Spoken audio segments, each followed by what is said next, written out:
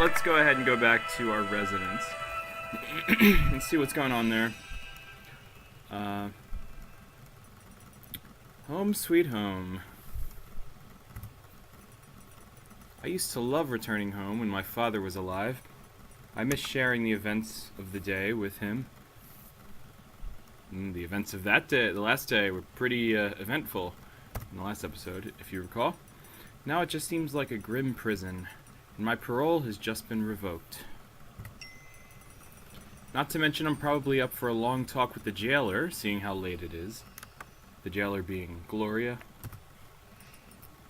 You're back! Safe and sound, too, with no sign of having been attacked by robbers, wolves, or some such. Though I probably shouldn't be surprised that they didn't want you either. Sophia, charming as always. I kind of expected Gloria to be here to try to reprimand me. It doesn't seem like her to just let such a breach of rules slip without a word. It does seem strange, doesn't it? I'm as surprised as you are.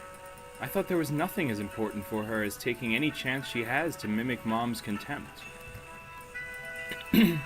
I can imagine it already. If Mom was here, she would tell you should have a stick up your derriere like I do. I say, that's some Red Foreman stuff right there. Okay. Well, that would be a foot, not a stick. But anyway, you're awful, and more importantly, off the point. What happened with Gloria? I don't know. She didn't seem that angry. More like sad, really. Oh, we heard her feelings. I can't seem to get the volume right for it's probably good. It's probably fine. Both mean that she's not well at all, so I'm content either way. Still, I wonder what could throw Gloria off her high horse, and out of that annoying Carmosa pose, for that matter. Did something happen in the house today? Well, dinner was burned a bit, so Gloria got her reason to shout at the servants some more. That hardly sounds like a reason to get depressed, does it? No, it does not. But apart from that, I couldn't tell what the reason could be. But I don't think you need to worry about her. It'll just blow over and you'll be fine. Whatever it is that's eating Gloria. Thank you. So if you couldn't say what happened, does that mean you did get the chance to get out of the house? I didn't. Sunshine, birds and bees, and friendly people that will stab you the moment you turn your back are not for me. That should be the name of like a band. Sunshine, birds and bees, and friendly people. Anyway. But I took my time of freedom to stay in my room and rest from all this, so I saw a little of Gloria today. You stayed in your own room the whole day? How come? Surely it will come as a surprise to you when I say I'm not a people person. Big surprise. Big surprise. I prefer to use this time for myself alone. May I ask what you did then? I used my peace and quiet to just sit and think things through, and finish a couple of things I had no chance to get around with Carmosa on my back. Things like... Oh, that is nothing of importance. Mysterious. At least not in comparison to the ominous discovery Gloria made this morning. Did you know that she has found a stain on a curtain in the hallway? That one. A stain? Oh no. What kind of stain? Hard to believe, but it's true. Half our morning and all of dinner conversation was about that stain being a sign of something greater. Household and lifestyle deteriorating. Servants' morale and respect dropping. Kingdoms falling. Dark times approaching. And most of all, that stain is improper. Well, Gloria does take house duties very seriously, but you are avoiding questions about your day. Maybe. But so are you. Surely after the whole day in the town you have loads of stories to tell. Ooh, do tell, Cinders, do tell. It really was nice to get out without the feeling I need to hurry, or else. And we usually have a little chance to speak We usually have so little chance to speak to anyone outside of the house. And the town looks magical in the evening. It simply doesn't go to sleep. All windows are lit, people walk the streets, if only to stroll to the tavern. Have you ever been to the town past sunset? No, I haven't. Carmosa saw it neither appropriate nor useful for her daughter to go out in the evening. But you must be exhausted. Indeed, I am. Even my small and rock-hard bed seems like a piece of heaven now. I won't stop you from reuniting with your bed of rocks, then. What a great line. I prefer to be alone anyway. But do be careful. Those bedbugs can get really big and eat you alive if you let them. Everything is possible in the fairyland you seem to live in, Princess. I wish you well too, Sophia. Good night. Alright. So. Oh, whoa, hi. We're waking up right, and you're right in our face. Okay, Cinders, are you awake? I'm awake. I'll be right there. She's like in your room as soon as you wake up. What? I'll get to work in a minute. No, it's not about that. I just need to talk to you. Alright, Gloria, what is it? Why is it so important that you have to speak with me at this hour? At this hour? You mean noon? Alright, I'm trying not to make Gloria sound too much like Eric Cartman from South Park or something. Like, I feel like that's my prissy voice has turned into that at some points. But I wanted to speak to you about the way you've been behaving this past few days. Now there goes my nice morning. Or afternoon. Listen, I realize we were never really on the best of terms, but what has been going on recently is something new indeed. If you really think that I will turn a blind eye on all of your childish, egoistic exploits, then you need to think again. Shouldn't it be egotistic? Egotistical? I don't know. Oh, what are you talking about, Gloria? I didn't do anything! Oh, of course you didn't. You're far too smart for that. But do you think I haven't noticed all the little jabs at me? You take every opportunity to undermine my efforts. Really, I don't know what's happening to you, Cinders. Do you think I'm stupid or that I don't have any feelings? I'm trying to understand you. I really am. But it seems like you are reveling in this chaos you are creating. As if you wanted things to fall apart. Nice use of a semicolon there. Nice job. Okay. Despite the efforts of all those who want to keep things together.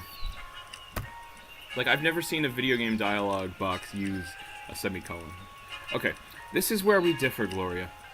True, our relationship was never civil, but I think I'm beginning to understand why. We may be a family, but we are not alike. All I'm trying to do is survive in this madhouse as unscathed as possible. What seems like chaos to you is freedom to me. Besides, let's face it, things are already broken. Only Carmosa and you are still pretending that you can glue them back together, like some ugly heirloom everybody hates. Typical answer of an angry child. Do you even realize that you have managed to describe the house, all of us, as if it was all about you? It is such a shame that Mother taught me so well the importance of family. It must have made me naive. Because I still have hope that you will mature one day. Excuse me? Mature? Yes, become an adult. A person who is able to grasp a larger picture. Go beyond one's own interests. Also someone who can sacrifice personal happiness for the greater good of the house, if it is necessary. I don't deny that it can be difficult at times, but we are not children anymore. We must realize how we all depend on Carmosa and support her in any way we can. I see. Well, it certainly doesn't play well with my idea of maturity, especially that part about supporting Carmosa. Of course you would say that. Just like you, Mother can be a difficult person to get along with, I admit. But her intentions are good. Think about the way she is putting all her strength into giving us a good life. And if you still doubt her, try imagining our lives without her. Don't mind if I do. How long do you think this house would last with her gone? You must understand she won't be here to care for us forever. And I can't do it alone, Cinders. I need your support. Alright. I can say I guess you are right. I want to kind of build rapport with Gloria. And she, as, you know, uppity as she is, she's got a point. Keeping a house should be a joint effort. Yeah, I feel like that's the more heroic thing to say, so to speak. Alright, I see your point. And as much as I hate to accept it, I think I can agree with at least part of what you're saying. There you go. That's the more interesting answer. Of course Carmosa means well. It's her house and we're her daughters after all. At least you are. It's her actions, not her intentions, that I have trouble understanding. But maybe not anymore. Perhaps we're more alike than I've imagined. We're survivors, doing what's necessary to cope with the situation we've been presented with. Such insights give you credit, Cinders. They tend to come with age. If that's true, then Carmosa must be really old and her sight is completely different than mine. That would explain some things which, maybe she's a victim of harsh circumstances. Maybe she did have to struggle all the time. And yes, maybe I can't really imagine what she went through. But think about the woman she became. A black widow. So spiteful that she hurts her own children. She's one of the Avengers. Ah, but Cinders... Please let me finish, Gloria. With all the pain she suffered, there was a lesson there that she missed. Sometimes being nice to people around you can make all the difference in the world. She has no right whatsoever to turn our lives into hell, Gloria, and you know it. She is how she is, Cinders. She is doing her best to manage everything, and it is a great burden. She can be terrible, but only because her life can be terrible to her. You surely don't intend to change her now. Oh yes, no doubt about that. I'm not talking about changing her arachnid nature. Wow, some scathing words there. Jeez. I'm talking about changing ours. We could certainly use some improvement in our natures, you know? This picture you are painting in front of my eyes seems pleasant but also not very realistic. It requires one thing which we do not have, mutual agreement. And we will not have that as long as we are not of one mind. That is, as long as Sophia keeps up her silly act. Gloria, I doubt that it is Sophia who we should be worrying about in this situation. I'm having trouble picturing her opposed to anything that would bring us more freedom from Carmosa. No, Gloria, it's you. You are the unknown in this equation. We can't be sure about your loyalties. Now this is something I didn't expect. You behaving just like Sophia. It would seem that you two have much more in common than meets the eye. You both prefer to spend your time criticizing me rather than trying to contribute. You could be helping me, helping us somehow. How can we understand each other if you do not even try? Then maybe you should stop whining about being criticized and start listening. How exactly did you try to communicate with Sophia? How much effort did you put into it? Correct me if I'm wrong, but she isn't exactly the happiest girl in the world. The hate that you and Carmosa poured onto her through the years took its toll. Her bitterness and armor of cynicism are like a cry for help.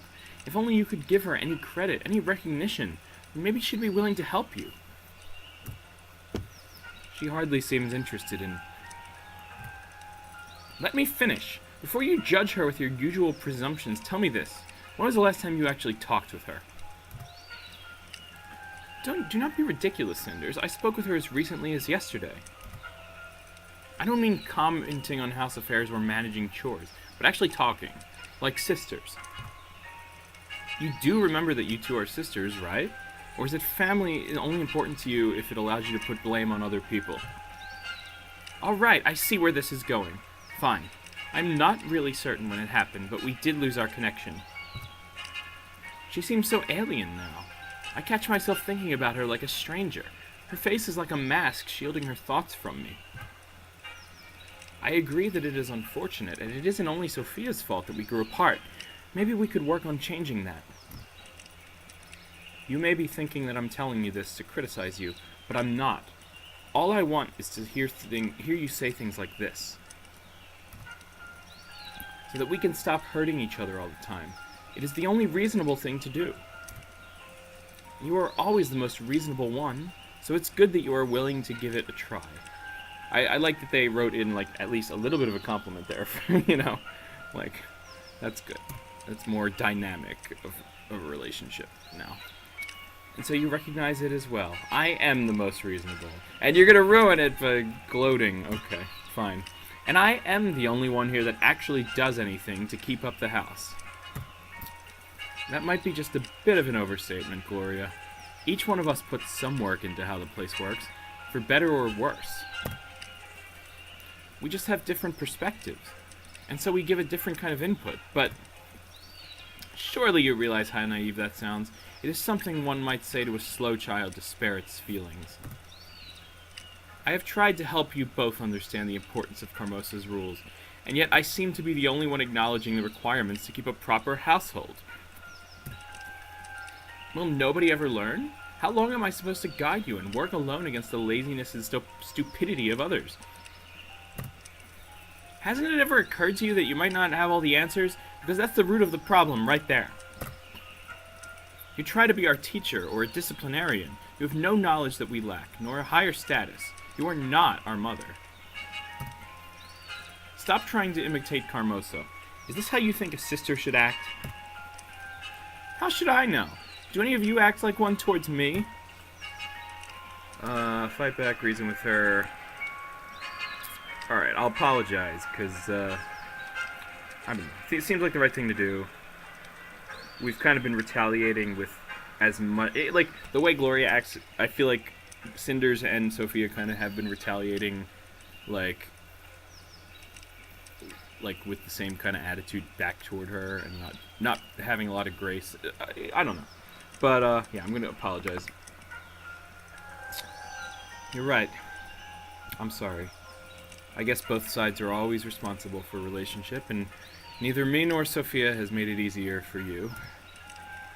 Yet again, the voice of reason speaks on my behalf, and all it took was a little honesty with yourself to admit that I am right. Yeah, but then Gloria goes ahead and, like, makes it all about her being right, which is a character flaw, but, you know, I would say that's well written.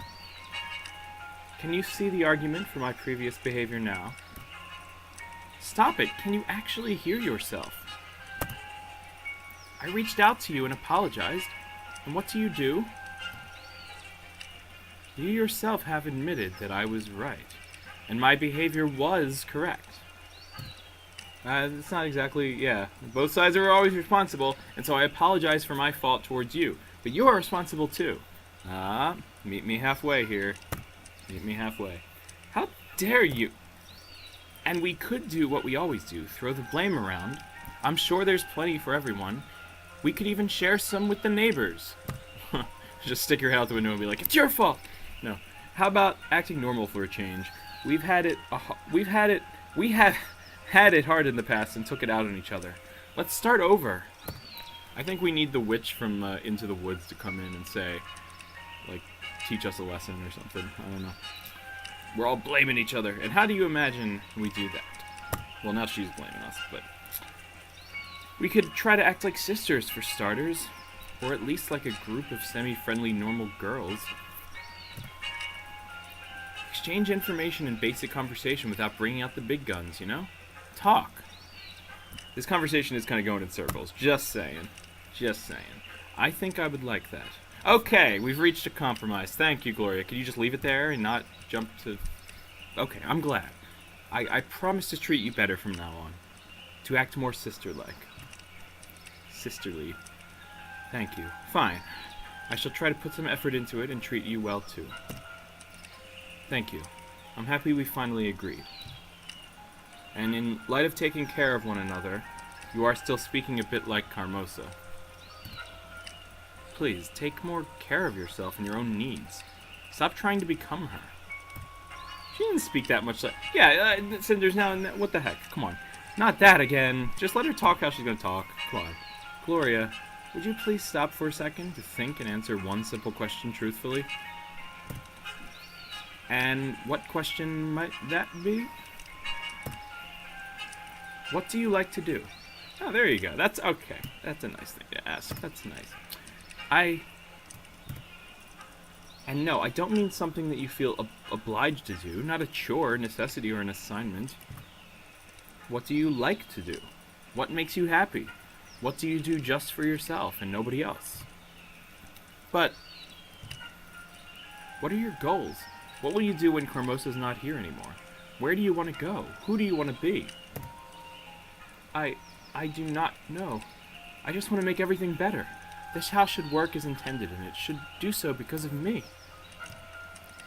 I want to make everyone happy and keep it all together. I like this a lot, because she's been like a villainous character throughout the game, or like seen as like this mean, cruel person who's like the shadow of Carmosa tyranny or whatever. But they're taking this like selfless archetype, like a selfless, caring person who's like a people pleaser, and showing how that kind of person can take it too far and turn into like a villain, like a antagonistical type of character. So I like that now we're kind of redeeming that and seeing what's really at the root of that motivation. That's really cool. It's different, like seeing a people pleaser as the antagonist and bringing it back around to this, just this basic human selflessness that's at the root of her, who she really is. I like that. Fine. And when you accomplish that, imagine the house is running smoothly. Carmosa is proud of you and at ease. All tasks complete. What would you do with all your free time then? I do not know what to say. Indeed, such a situation seems highly unlikely to occur, so I have not given it any thought. Who are you? What do you know about yourself? I do not know. I do not know why you are so mean to me. All I did was come here to talk to you, find some mutual understanding. You get no understanding because there is nothing there to understand. You came here to reenact Carmosa in a statement of superiority. That is not true. I did indeed try to get through to you. You simply would not listen. You didn't either get through to me. You came here with your air of superiority to boost your own conviction. You don't care about myself or Sophia. All you care about is you. Okay, wait a minute. Well, yeah, she kind of cares about, like... Okay, so, bouncing off of what I said, it's kind of hard to really agree with that last statement of Cinders. Like, it's like turning people-pleasing into just kind of like this neuroticism and this perfectionism based on just how things should work. It's like legalism, basically. So she's not really caring. That's true that she's not really listening to Cinders or Sophia or anybody else. She's not listening to what people's needs really are. She just has like this legalistic, people-pleasing autopilot thing kind of going on, and that's where she grows into an antagonist. But I think what we're looking at with her character is that her character started out as just wanting to be helpful for her mother. And then that turned her into just being like manipulated by Carmosa, and being Carmosa. The fact that she cared for Carmosa has made her blind to adapting to other people's actual needs. So, trying to overdo the caring about how her mother sees things should be done has made it all about her, and she didn't even realize it because it started from caring about serving everybody. Anyway, okay, sorry. I like doing these character analysis moments in the middle of the dialogue because it's circling around a lot of things in this conversation right now in the way of Gloria's character. But this is pointless. I see no reason to listen to such nonsense, especially since I did nothing to deserve such treatment from an immature brat. Both of you are trying to turn everybody against you. Then you will be able to whine about fate that brought you to living in cinders and pain. I must have had some kind of a huge lapse of judgment to even consider treating you as a mature woman. Oh, look who's talking. Do you even understand the word mature, or is it just something you repeat after Carmosa? They're both kind of acting immature in this scene, to be quite honest. But fine, Cinders. Get out. Enjoy your freedom while it lasts. You have one more day till Carmosa returns. I will not stoop to debating this with you any further. Go and do as you please. We'll see where your freedom gets you. Ha! We both know you're powerless to stop me from leaving the house, or from doing anything for that matter, so you can stop pretending. Or did you grow accustomed to pretending too much? Pretending to have control, to be self-confident, to be Carmosa? I do not have to listen to this. Goodbye. That was the most mature thing to do, just walk away at that point. Like, because they were kind of both trying to get the last word in, and it was just like, Like, they did reach an agreement at some point. They should have just stopped there. Oh, my goodness. Okay. Anyway, hello... What? Hello there, Hall? She's talking to the hall. She's gone mad. She's gone mad. Okay. Hello there, Hall. Let's see what new surprises you have in store for me today. Because I have to warn you. After the conversation I just had, I'm hard to impress. Hello there, early bird. Oh, this is the next day. Oh, wait, no, well, that whole conversation was before she even, like, got out of bed, basically. Okay. Only old surprises, apparently. You really should try harder next time, Hall. Why is she talking to the room? It's weird. Okay. It makes it seem like she's gone loopy. Okay. Alright, having a conversation with a room. How bizarrely refreshing. She can't rely on anybody else in the house, so she has to believe that the walls have ears. It's good to see you too, Sophia. Now, I never thought I'd say something like this, but here it goes. Carmosa was right. Too much reading does make you crazy. But evidently, it also makes you interesting. At least, interesting enough to make my eternally uptight sister sneak into your room when she thought I wasn't looking. Oh, Sophia was spying on that whole conversation? What? I seriously doubt she's that naive. It doesn't matter. The real question is, what did she want from you? Did she come to ask for help? So many hours without the chance to struggle for Carmosa's approval must have left the poor girl quite disturbed. Oh, you know, our Gloria, a true stronghold of independence, a font of wisdom. I take it she came to spread her usual Carmosian propaganda among the little ones, only to meet with steadfast resistance of the people. We will not be silent, shouted the crowds. Oh my, it must have been quite the display. Did the guard intervene? There are guards in this house? What? If you're asking if there was any violence, then yes, plenty. The streets and squares practically turned red. Oh, how lovely. Was she hurt? What is this conversation right now?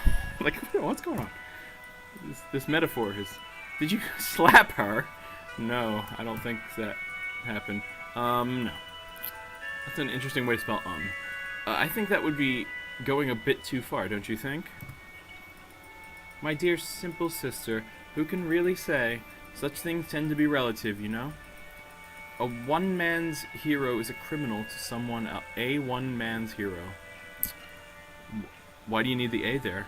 Okay. Okay. One man's criminal is a hero. No. One man's hero is a criminal to someone else. Or vice versa, I guess. I don't know. It's simple. It's simply too It's simply too complex for a girl like me to decide. So when it comes to Gloria, I don't analyze and stick to the golden rule. Violence is always the answer. That's the golden rule. That's a terrible golden rule. That is not the golden rule. I see. I think you've just given me a bit too much information there. Sophia? Oh, you're such a child sometimes. In case you didn't notice, we're living in the middle of a dangerous and unforgiving forest. This place is packed with wild, bloodthirsty predators. And whether we choose to see them or not, they exist. What a lovely thought. I will think about it on my trip through the woods today. Oh, you're going out again? I have to eat something first, but yes, I am going out. Why? I was just wondering if you, well... What is it? Sophia? Are you blushing? Don't be ridiculous. Of course I'm not blushing. I was just thinking that maybe you could use some company? Oh? You want to leave the house? Yes? Is that a crime? Dearest Sophia, no. Not in my book. Of course I'd love to go with you. Oh, I thought you were saying no to going with her, but no, it's not a crime. Not a crime. But a lot is happening now, and I wanted to have some time to think alone. I'm really sorry. Maybe some other time. Oh, come on. You thought I mean, well, I don't know. I would rather... okay. I would rather go out to town by myself in real life if it was me. But for the story, it's like turning her down, like, doesn't seem like the right direction. I don't know. When Carmosa is back, right. I'll get back to my room and stay there then. Forever. Don't be like that. I'm really sorry. You just caught me by surprise, but I really would want to go out with you whenever we get the next chance. Yes, I understand. Go then and have fun doing your secret stuff. Yeah, I didn't even have a choice. They should have given me a choice, like, yes, you can come, bring her or don't bring her. Like, that would have been a good moment for a choice. Thanks, I will. I'll see you in the evening. Sorry again. Aw, come on. Alright. Well, you know, both sisters have good character development in this game, and I'm happy with that. The conversations do kind of drag a little bit, or like go in circles, but it's okay. That's the way people talk, and that's how things go down in real life sometimes. So